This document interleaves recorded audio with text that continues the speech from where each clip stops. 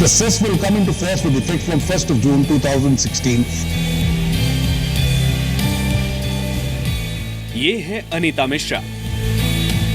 श्रीनगर में सरकारी आवास में रहती हैं। अनीता हाउसवाइफ हैं। पति सरकारी नौकरी करते हैं। 2 बच्चे हैं, यानी कुल 4 लोगों का परिवार है। घर में महीने की आमदनी 40,000 है और खर्च करीब 35,000, यानी हर महीने 5,000 रुपए की बचत। लेकिन अब सर्विस टैक्स में 0.5% कृषि कल्याण सेस जुड़ने के बाद इनके खर्च बचत का हिसाब कुछ इस तरह से होगा। पहले मोबाइल का बिल हर महीने 2,000 रुपए आता है, अब 10 रुपए ज्यादा, यानी 2,010 रुपए होगा। रेस्टोरेंट में खाने पर हर महीने 10,000 रुपए खर्च होते हैं, अब 20 रुपए ज्यादा, यानी 10,020 रुपए खर्च होंगे। ध्यान रहे, होटल रेस्टोरेंट में बिल राशि के 40% हिस्से पर ही सर्विस टैक्स लगता है। बिजली पानी बिल से लेकर शॉपिंग, फिल्म देखने और महीने में एक बार वीकेंड टूर समेत सभी खर्च मिला दें तो अनीता कहती हैं कि करीब 15,000 रुपए खर्च हो जाते हैं। 15,000 रुपए खर्च का मतलब है कि अब इन्हें उतनी ही सेवाओं के लिए करीब 75 रुपए ज्यादा खर्च करने होंगे। यानी मोदी सरकार के कृषि कल्याण सेस लगाने के बाद इनकी मासिक बचत 100 से 150 रुपए कम होगी। आज के डेट में इतनी सारी महंगाई है, दाल है, चावल है, मकान का किराया हो गया, बच्चों का स्कूल फीस हो गया, आप बसें किराए हो गए, अपनी कॉस्मेटिक है, बहुत सारी ऐसी चीज़ें जिसके बारे में हम सोचते थे कि जब शीला उनकी सरकार आएगी, मोदी सरकार, तो बचत होगा। लेकिन इन सब पे इतनी सारे टैक्स लगा रखा है, किसी कारण हम कोई सेविंग नहीं कर सकते हैं। अनीता जैसे लाखों परिवारों की परेशानी की वजह का ऐलान सबसे पहले मोदी सरकार में वित्त मंत्री अरुण जेटली ने 29 फरवरी 2016 को संसद में किया था। I propose to impose a cess called the Krishi Kalyan cess, that is 0.5% on all taxable services, proceeds of which would be exclusively used for financing initiatives relating to the improvement of agriculture and welfare of farmer. The cess will come into force with effect from 1st of June 2016. वित्त मंत्री अरुण जेटली ने आम budget में 0.5% कृषि कल्याण cess का प्रस्ताव दिया था और इस नए कर के साथ ही सर्विस टैक्स 14.5% से बढ़कर 15% हो रहा है। सर्विस टैक्स अब एक तरीके से प्रैक्टिकली 15% हो जाएगा। आम आदमी के लिए आज ये चीज़ थोड़ी दिक्कत की विषय बनेगी, बिकॉज आम आदमी की अगर हालात देखें, इन्फ्लेशन यानी महंगाई उसकी बढ़ती जा रही है।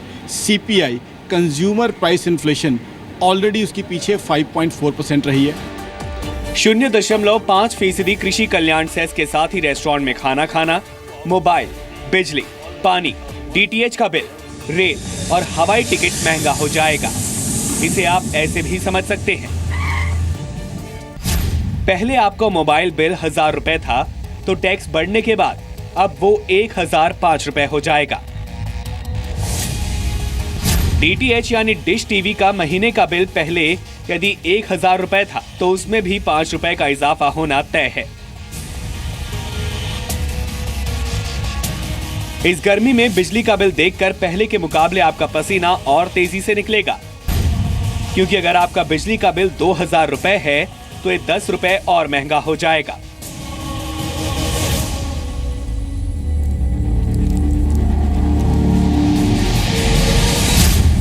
यही हाल पानी का भी होगा। महीने भर में आप यदि 500 रुपए पानी बिल के लिए देते हैं तो इसमें अब 2.5 रुपए की बढ़ोतरी हो जाएगी।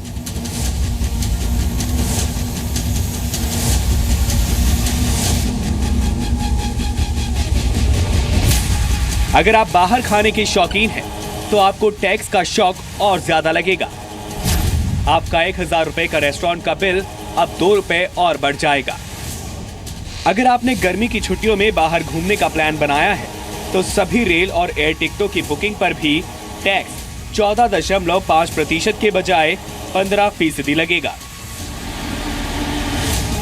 प्रॉपर्टी मार्केट में जो लोग निवेश करने की सोच रहे हैं उनके लिए भी बुरी खबर है। 20 लाख रुपए का मकान खरीदने पर अब तक 87,000 रुपए का टैक्स लगता था, जो बढ़कर 90,000 रुपए हो जाएगा। वर्क्स कॉन्ट्रैक्ट अब पहले के मुकाबले महंगा होगा। 10,000 रुपए के कॉन्ट्रैक्ट पर पहले के 580 रुपए के मुकाबले अब 600 रुपए का टैक्स लगेगा। कुछ ऐसे ही 10,000 रुपए के ट्रांसपोर्टेशन बिल पर पहले के 435 रुपए के मुकाबले अब 450 रुपए का टैक्स लगेगा। 2 लाख रुपए से ज्यादा कीमत का सामान या सेवा के नगद भुगतान पर आपसे 1% टैक्स कलेक्टेड एट सोर्स जमा कराया जाएगा। टैक्स के दायरे में आम आदमी से लेकर खास तक सभी होंगे। अब 10 लाख रुपए से ज्यादा की लग्जरी कार खरीदने पर भी 1% लग्जरी टैक्स देना होगा। हालांकि आम लोगों के लिए एक अच्छी खबर भी है। अब डेबिट या क्रेडिट कार्ड से टिकट बुकिंग कराने पर 30 रुपए का सर्विस चार्ज नहीं देना होगा। ब्यूरो रिपोर्ट, जी मीडिया। तो 1 जून से 2 जून की रोटी आपकी महंगी हो जाएगी। नमस्कार, आपके साथ मैं हूं विद्यानाथ झा। क्योंकि अब आपको ये रोटी महंगी क्यों हो रही है ये बता देते हैं। क्योंकि अब आपको 14.5% की जगह 15% सर्विस टैक्स देना होगा। 1 जून से 0.5% की ये अतिरिक्त राशि आपके कृषि कल्याण सेस के रूप में लिया जाएगा, आपसे वसूला जाएगा। घर से लेकर होटल रेस्टोरेंट तक, मोबाइल, पानी, बिजली के बिल से लेकर रेल और हवाई सफर तक सब कुछ महंगा होगा। इसे आप इस तरह से भी समझ सकते हैं कि 1,000 रुपए के सामान पर आपसे पहले सर्विस टैक्स के नाम पर 145 रुपए ज्यादा लिया जाता था, यानी कि वसूला जाता था, और अब 150 रुपए आपको देने होंगे। ये बढ़ोतरी के बाद, यानी कि 1 जून से। आर्थिक तौर पर एक आम आदमी की जिंदगी में 0.5% कृषि कल्याण सेस का मतलब क्या है, आपको ये भी हम बताएंगे। लेकिन टैक्स का बोझ बढ़ाने का ये कोई पहला मौका नहीं है, ये भी समझ लीजिए, ये भी जानना आपके लिए जरूरी है। 1 साल में सेस मिलाकर 2.64% सर्विस टैक्स बढ़ चुका है। 2015 के बजट में टैक्स 12.36% से बढ़कर 14% कर दिया गया था, बढ़ा दिया गया था इसको। और नवंबर 2015 में 0.5% स्वच्छ भारत सेस लगाया गया। तब सर्विस टैक्स बढ़कर 14.5% हो गया था, और अब कृषि कल्याण सेस के बाद 15% ये टैक्स हो जाएगा। यानी कि कहने का मतलब ये है कि कल से बहुत कुछ महंगा होने जा रहा है।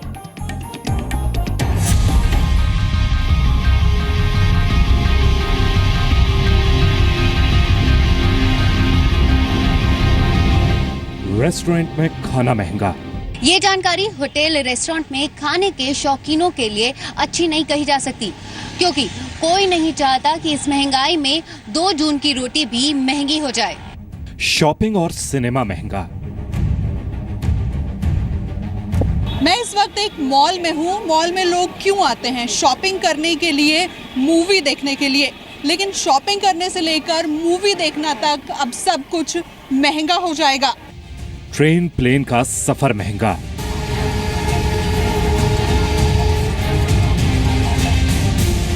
मैं इस वक्त रेलवे स्टेशन पर हूँ। देश में 2 करोड़ से ज्यादा लोग ट्रेनों का सफर करते हैं। 2 करोड़ से ज्यादा लोगों के ट्रेनों का ये सफर अब महंगा होने जा रहा है। बिजली पानी के बिल महंगे।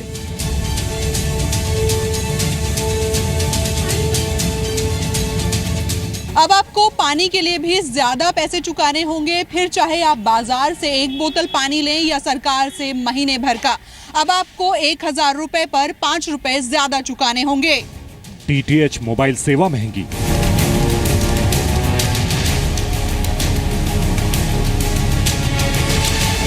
ठीक है, बाद में बात करता हूँ।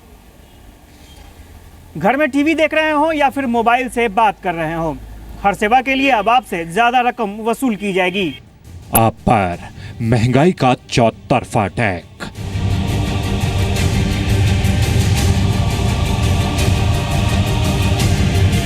आपकी जेब पर जून का जुल्म सितम कुछ ऐसा होगा। घर घर पर महंगाई का हमला चौतरफा होगा। अब की बार अपने पैसे का हिसाब लो यार।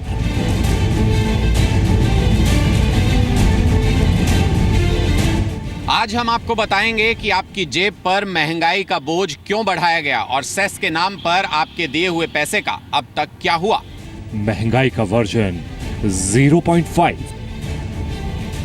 अब सवाल यह है कि आपसे स्वच्छ भारत सेस, एजुकेशन सेस या फिर कृषि कल्याण सेस के रूप में जो रकम वसूली जा रही है या वसूली जाएगी कल से, उसका इस्तेमाल सही तरीके से हो रहा है या नहीं। पहले एक रिपोर्ट आप देखिए, फिर आपको विस्तार से बताएंगे आपके सेस वाली रकम के साथ सरकार अब तक क्या करती रही है।